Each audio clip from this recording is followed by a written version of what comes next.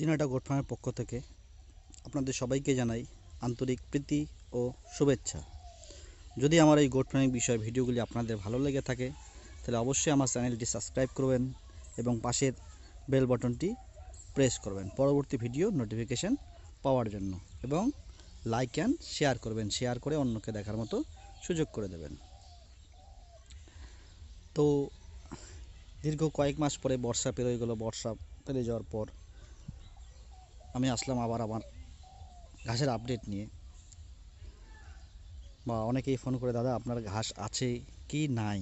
অনেকেই আমাকে এই কথাটা বলে ফোন করে বর্ষার সময়, দাদা আপনার কি ঘাস আছে না মরে গেছে। যে অনেকে বলছে আমি হাজারো শোনার পরে, যাই হোক আমি বলছি আছে। তো আমি সেটাই আজকে আপডেট দিচ্ছি। এই হচ্ছে আমার ঘাস। এবার আরও আমার ঘাসের জমি আছে, আমি দেখাচ্ছি। যেমন এই হচ্ছে আমার ল্যান্ড, ঠিক আগের ল্যান্ডটি। এইগুলা আমি বর্ষা শেষ হয়ে যাওয়ার পর, মানে বৃষ্টি কমে যাওয়ার পর এটা তারপরের কাটিং হচ্ছে আর কি। এবং লাস্ট যখন বর্ষা ভাব ছিল, বর্ষা যাবে এরকম পরিস্থিতি, আমি লাস্ট একটা কাটিং উঠাইছি। এগুলা মোটামুটি এগুলার বয়স এই 20-25 দিন, প্রায় 25 দিন বা 1 মাসের মতো হবে। তো এই হচ্ছে টোটাল আমার জমি বা ফলন দেখতে পাচ্ছেন। ফলন ঠিক আগে ভিডিওতে যেরকম দেখছেন সেরকমই আছে। ফলনে হ্যাঁ, বর্ষাতে একটু কমে আসছে, কারণ এবার বর্ষাটা খুবই প্রবল বর্ষার কারণে অনেকটাই আমার ঘাস কিছু মোথা মরেও গেছে। কিছু মোথা মরে গেছে মানে মোথার কিছু কুড়ি মরে গেছে, কিন্তু ফলন ইনশাল্লাহ খুব ভালোই আছে। এই যে দেখা যাচ্ছে ফলন, ঠিক আছে। এই যে এগুলা হাইট মোটামুটি এই 4 ফিট 4.5 ফিট মতো আছে। তো তো ইনশাল্লাহ এটা আমার সাইলেজ করার কথা।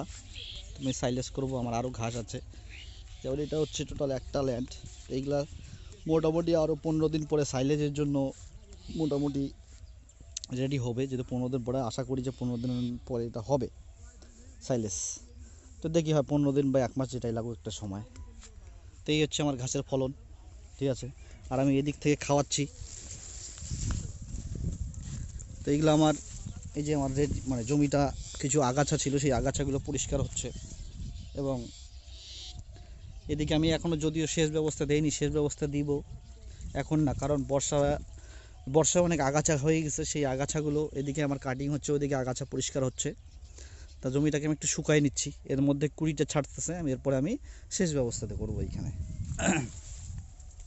তো এই দিক থেকে আমি খাওয়াচ্ছি। এইগুলো কাটার মোটামুটি ধরেন, এই যেগুলো কাটে নেওয়ার এই মোটামুটি 4-5 দিন মতো হয়ে গেছে। এটা আমি কালকে কাটছি।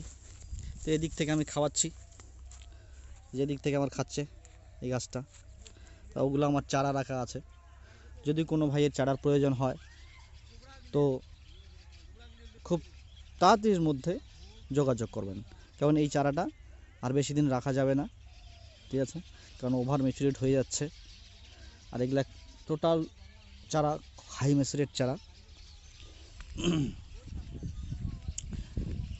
তো এই হচ্ছে আমার, এটা হচ্ছে আমার বর্ষার সময়কার ফলন। আমি কাটতেছি, কারণ ওই দিক থেকে, ওই জমিটার থেকে আমি শুরু করে এখন এই জমিটাতে আমি কাটাচ্ছি। এগুলো হচ্ছে প্রবল বর্ষার ফলন, এই ফলনটা। কিন্তু ফলনটা যদিও হয়তো আপনাদের মনে হয় যে না ভালোই, কিন্তু আমার চোখে কম, ঠিক আছে। এই হচ্ছে ফলন, এই যে। তো বন্ধুরা, এবার কম বেশি আশা করি আমার যতটা জানা, যতটা ফার্ম জানা, যত জায়গার থেকে আমার ফোন আসছে, অনেকেরই ঘাসের সংকট পড়ে গেছে, খাবারের সংকট, সাইলেজের সংকট, ঠিক আছে। বা সবারই একটা না একটা অসুবিধা হয়ে গেছে, ঘাসের সংকট। যদিও আমিও সেই জায়গায় সংকটে, যদিও বা উপরওয়ালা আমাকে ফেলেনি বা চলে যাচ্ছে, এই আর কি। হ্যাঁ, তেমন তো অনেক দিন পরে আমি আমার ফার্মের আপডেট নিয়ে আসলাম। এর মধ্যে আমার ফার্মের একটু পরিবর্তন করলাম। গ্রাজিংয়ের জায়গাটা আপনারা দেখছেন হয়তো, ভিডিওতে আমি নিয়ে আসবো, সেটা আমি আপনার পরে ভিডিওতে দেখাবো। তো এই হচ্ছে আমার ঘাসের ফলন। তো আশা করি এই ফলন আরও বাইরে আসবে, কারণ এখন শীত চলে আসছে, বা এই ঘাসের ফলন আরও বাইরে আসবে, কারণ অধিক বর্ষায় এবং অধিক শীতে এর ফলন একটু কমে আসে। কম বলতে বেশির থেকে একটু কমে আসে, একদম কমে যাবে না, কিন্তু আধার সময় এ প্রচুর ফলন দেবে। তো আপনারা যদি সেই অতিরিক্ত ঘাসটা আপনারা যদি সাইলেজ করে রাখতে পারেন, তাহলে আপনাদেরই কাজে আসবে। এবং আমি যেটা করি, তো এই ঘাসের আমি সাইলেজ করে রেখে দিই, এবং সেখান থেকে আমি সাইলেজ খাওয়াই থেকে আমার ছাগলকে এই ঘাসের এই সাইলেজ, আমি ঘাসটাকে ওয়েস্টেজ করি না।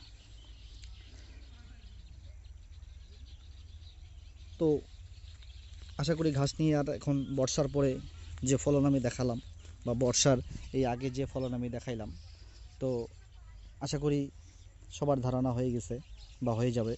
বা যারা ভিজিটে আছে তারা দেখে, না দাদা আপনার ঘাসের ফলন তো ভালোই আছে, কিন্তু হ্যাঁ, আমার চোখে এই ঘাসের ফলনটা একটু কম, কারণ এটা বর্ষার পরে মানে বৃষ্টি কমে যাওয়ার পর, আর এটা বৃষ্টির সময় ফলন একটু অন্যরকম মনে হয়। যাই হোক, নেক্সট টাইম আমি এখান থেকে অনেক ঘাস পাবো। যেমন এগুলা কাটিয়ে নেওয়ার পর এদিকে যেমন কুড়ি ছাড়তেছে, কুড়ি হয়ে যাচ্ছে, এগুলো আরও কুড়ি ছাড়বে, যখন আমি সেচ দেবো তখন আরও কুড়ি ছাড়বে। এটা দেখেন, সে আপনারা যে ঘাসই চাষ করেন না কেন, ঠিক আছে, আমি মনে করি এটা আমার কাছে ভালো, এটা আপনাদের কাছে ভালো নাও লাগতে পারে, আপনারা হয়তো অন্য ঘাস চাষ করে থাকেন। তো যাই হোক, ভালো। যদি কারোর প্রয়োজন হয় তাহলে, না আমি এই ঘাসের চারা লাগবে, তাহলে আমার সঙ্গে খুব তাড়াতাড়ির মধ্যে যোগাযোগ করতে পারেন। আর যদি আমার ভিডিওটি ভালো থাকে, বা আমার ফার্মের ভিডিওগুলি ভালো লাগে, তাহলে একটি লাইক এবং একটি শেয়ার করবেন।